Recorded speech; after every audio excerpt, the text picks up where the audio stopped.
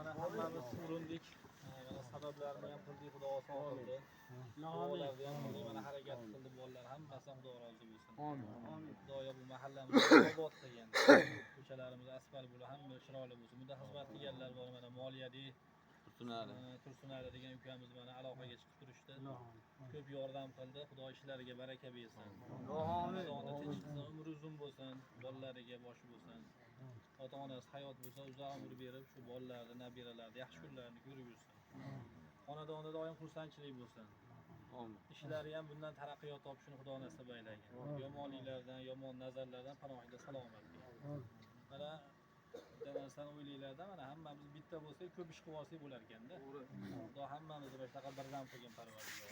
Doim mahallamizni obod qilaylik. Mana yoshlar ancha urinishda Parvardigor ularni omonligida saqlagin. Hammalariga yaxshi farzandlar bergin.